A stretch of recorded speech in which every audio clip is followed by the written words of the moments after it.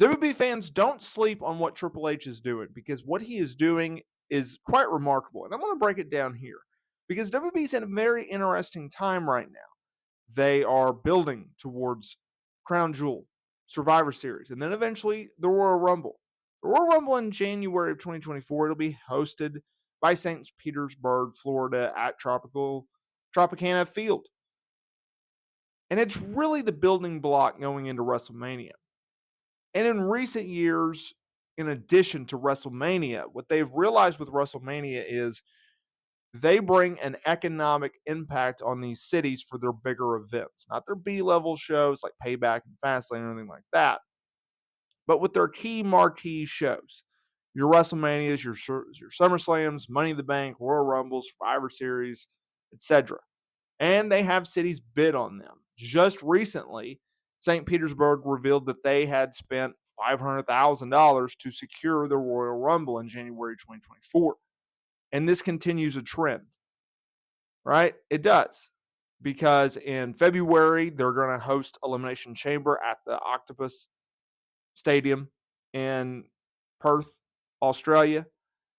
They just announced that they're going to hold the first ever premium live event, first ever pay-per-view event in Berlin, Germany on August 31st, 2024 at Mercedes-Benz Arena.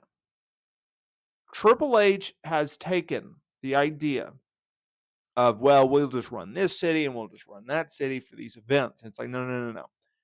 Not only are we going to branch out, not only are we going to go to international markets and host big events that draw big crowds, we're also going to get paid big money.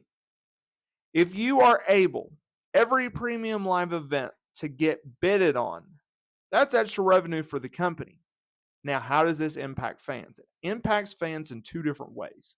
It impacts fans from a local standpoint, because if you're in Berlin or if you're in Australia, you get to go to a premium live event. And if you're someone watching at home, while yes, the setups are somewhat similar, you do get different arenas, but more importantly, passionate fans.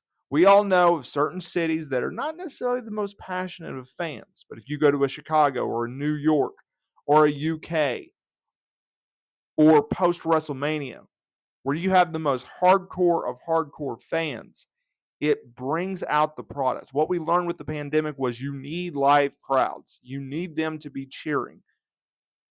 And by going to these international markets that rarely get PLEs, they're going to bring some noise. And that is a good thing for us.